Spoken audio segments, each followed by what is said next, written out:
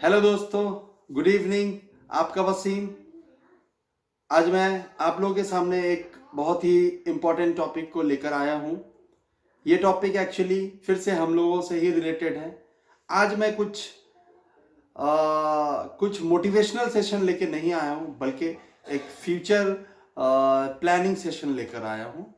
और ये session actually related है आने वाले जो हमारा यूनियन बजट है उस पे। आज मैं कुछ यूनियन बजट जो कि एक्सपेक्टेशन है गवर्नमेंट की तरफ से और जो पब्लिक की तरफ से है, उनके बारे में मैं कुछ बातें डिस्कस करना चाहूँगा आप लोगों के साथ।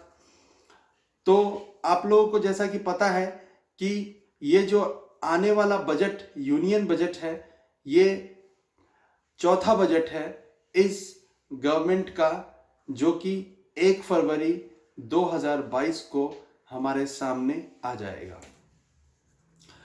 तो चलिए आगे मैं बढ़ता हूं इस बजट के एक्सपेक्टेशन के कुछ ऐसे महत्वपूर्ण इंपॉर्टेंट पॉइंट्स के ऊपर जो कि हमारे बीच लागू होने की संभावना है।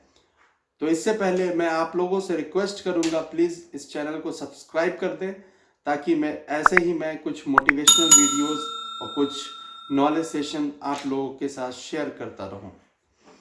तो आइए मैं पॉइंट वाइज इस बजट को डिफाइन करने की कोशिश करता हूं। तो सबसे पहला पॉइंट है work from home. Yes, work from home culture जो कि कोविड-19 के आने के बाद हमारे दुनिया में बहुत ही तेजी से फैल गया है, उसके बारे में। तो वर्क फ्रॉम होम के अंतर्गत जो भी छूट हो सकती है हमें मिल सकती है। अब मैं बता दूं कि वर्क फ्रॉम होम के अंतर्गत हमें किस प्रकार की छूट मिल सकती है। आपने देखा होगा कि वर्क फ्रॉम होम करने के लिए हम अपने घरों में ऑफिस इक्विपमेंट्स और फर्नीचर इक्विपमेंट्स, एक ऑफिस सेटअप, इंटरनेट, बिजली बिल और इत्यादि बहुत सारी ऐसी चीज़ों पे हमने खर्चा किया है, जो कि हमारा एक्सपेंस बढ़ गया है। तो मे बी सरकार उन सभी खर्चों के ऊपर जो कि वर्क फ्रॉम होम के अंतर्गत आती है, उस पर कुछ छूट दे सकती है। तो ये था पहला पॉइंट। दूसरा सबसे महत्वपूर्ण पॉइंट ये है, ये सैलरीड पर्सन्स के लिए है, जो सैलरीड पीपल हैं, जो जिनको वेतन मिलता है, सैलरी मिलता है, उनको स्टैंडर्ड डिडक्शन उनके सैलरी में एक पार्ट होता है। वो स्टैंडर्ड डिडक्शन 50,000 से बढ़ाकर 1 लाख करने की संभावना है। ये तो अच्छी बात है। तीसरा पॉइंट हेल्थ इंश्योरेंस सेक्टर से है। हेल्थ इंश्योरेंस कंपनियों ने गवर्नमेंट को बहुत सारे ऐसे अपॉर्चुनिटीज दिए हैं और रिक्वेस्ट किया है कि हेल्थ इंश्योरेंस के जो टैक्स स्लैब है उनको जीएसटी में 5% की सीमा पे लाया जाए, ताकि उन पे कम दर वसूल की जा सके। चौथा पॉइंट है ऑटोमोबाइल सेक्टर की तरफ से। ऑटोमोबाइल सेक्टर को गवर्नमेंट की तरफ से कुछ बजट, कुछ फंड्स मिल सकते हैं ईवीएस सिस्टम को प्रमोट करने के लिए। जी हाँ दोस्तों, EVs system, electric vehicles system.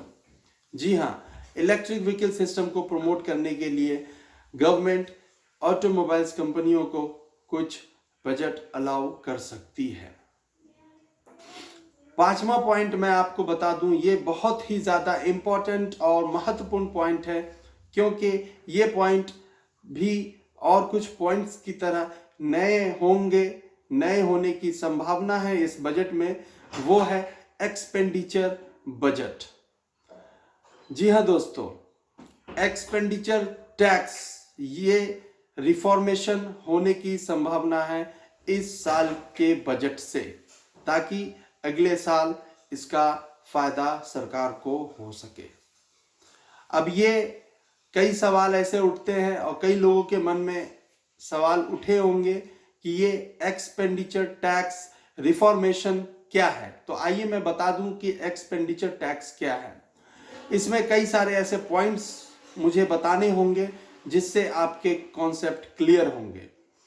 तो सबसे पहले मैं बता दूं कि एक्सपेंडिचर टैक्स एक ऐसा टैक्स है जो कि ऑलरेडी खर्चे के ऊपर लगाने वाले जो टैक्स है उसे एक्सपेंडिचर टैक्स कहते हैं। जो हम खर्चा करते हैं और जो खर्चा हम टैक्स बचाने के ऊपर सरकार को अपने पीएनएल अकाउंट में दिखाकर शो करते हैं, वो खर्चे के ऊपर भी सरकार टैक्स लेगी। इसे ही सिंपली एक्सपेंडिचर टैक्स कहते हैं। जी हाँ दोस्तों, ये एक्सपेंडिचर टैक्स ज्यादातर मोस्टली बड़े लोगों पे ही लागू होगी। बिजनेसमैन, बड़े बड़े जो बिजनेसमैन हैं, जो बड़ी बड़ी कंपनियां चलाते हैं, उन पे ये टैक्स बहुत ही ज़्यादा इफेक्ट होने वाला है और इससे गवर्नमेंट को बहुत ही फायदा होगा। इससे टैक्स कलेक्शन का रेट्स बढ़ जाएगा। अभी तक एक्सपेंडिचर टैक्स सिर्फ होटल इंडस्ट्री पे ही लागू था, जहां पे कोई भी रूम रेंट 3,000 से ज़्यादा होते थे तो उस पे एक्सपेंडिचर टैक्स 10% लागू होता था। लेकिन अब इसे एक्सपेंड कर दिया गया है। अब ये एक्सपेंडिचर टैक्स सारे लोगों पे, हर तरह के बिजनेसमैन, हर तरह के सैलरीड पर्सन पे भी लागू होगा। जी हाँ दोस्तों, आपको पहले से ही पता होगा कि ये एक्सपेंडिचर टैक्स 1987 एक्ट ऑलरेडी था सिस्टम में, जिसे अभी एक्सपेंड करने का गवर्नमेंट सोच रही है। इसके बेनिफिट मैं गवर्नमेंट के नज़रिए से और आपके नज़रिए से भी बता दूं। प्रेजेंट जो बजटिंग सिनारियो था हमारा, उसमें क्या होता था, तो उसमें ए सेक्शन में मैं बात करता हूं कि income tax is largely levied by the middle class people, section A. Section B की मैं बात कर लूं, high taxation on salaried person. जी हाँ दोस्तों, पहला पॉइंट में था इनकम टैक्स लार्जली किस पे अप्लाई होता था, मिडिल क्लास पे। दूसरा पॉइंट, सबसे ज्यादा हाई टैक्स कौन देते थे, सैलरीड पर्सन।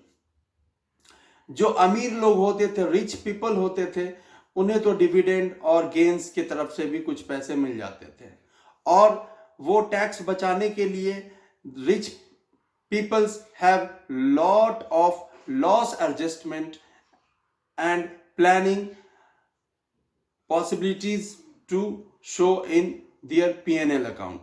वो लॉस एडजस्टमेंट दिखाकर वो टैक्स गवर्नमेंट से बचा लेते थे।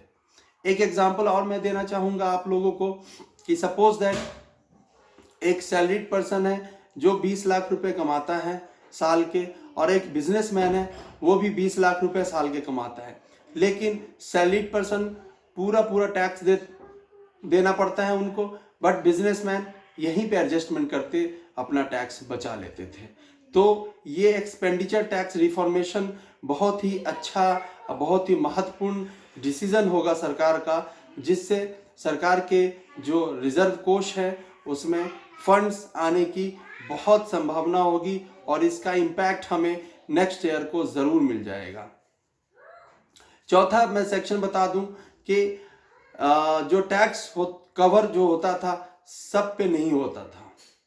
सरकार इसे वॉलंटरी डिक्लेरेशन हमेशा कर देती थी, क्योंकि हमेशा 5% टैक्स इवेशन होता था, बिकॉज जो गवर्नमेंट के पास थी बहुत ही जो गवर्नमेंट की डिलेड मशीनरीज के कारण जो उन पे बर्डन इतना होता था टैक्स डिपार्टमेंट पे कि वो 5% ही कलेक्शन करती थी, 95% टैक्स छूट जाता था। और लॉट ऑफ जो ऑटोमेशन है यहाँ आना अभी बाकी है, वो ऑटोमेशन आने से और भी फायदा हो सकता है। उसके बाद ये था आपको मैंने बताया कि एक्सपेंडिचर टैक्स रिफॉर्मेशन क्या था। मैंने एक सरल शब्दों में बताने की कोशिश की आप लोगों को, आई होप आप लोग समझ गए होंगे। तो ये एक्सपेंडिचर टैक्स रिफॉर्मेशन 5वां पॉइंट था। जी हाँ दोस्तों, 6ठा पॉइंट में बढ़ता हूं जो कि आने की संभावना है कि ब्याज दरों में बढ़ोतरी की जा सकती है, क्योंकि इसलिए कि मार्केट की लिक्विडिटी को भी ध्यान में रखते हुए उसे मेंटेन कर सके गवर्नमेंट। 7वां पॉइंट है कि आर्थिक सहायता पाने वाले लोग जो कि कोविड-19 से संक्रमित थे, उनके इलाज की राशि पे टैक्स की छूट हो सकती है। जी हाँ दोस्तों, 8वां पॉइंट है ये, कोविड-19 के इलाज में के लिए नियोक्ता या किसी अन्य व्यक्ति से प्राप्त की हुई राशि पे पूरी छूट हो सकती है। कोविड-19 के इलाज में किसी से लिया हुआ पैसा या गवर्नमेंट ने किसी तरह के कोई भी ऐसे पैसे का हेल्प किया हो तो उस पे छूट हो सकती है पूरी। 9वां पॉइंट है, यदि किसी करदाता की मृत्यु, यदि किसी टैक्स पेयर की मृत्यु कोविड-19 के कारण अगर हो जाती है तो उसके परिवार को जो वित्तीय सहायता जो मिलेगी उस पर पूरी छूट दी जा सकती है। 10वां पॉइंट है, जहां किसी अन्य व्यक्ति से वित्तीय सहायता प्राप्त होती है उस पर छूट की राशि लगभग 10 लाख रुपए तक पर हो सकती है। 10 लाख की सहायता अगर कोई आपको करता है तो उस पर छूट की प्राप्ति हो सकती है। 10वां पॉइंट है आपको कि धारा जो सेक्शन 80D के अंतर्गत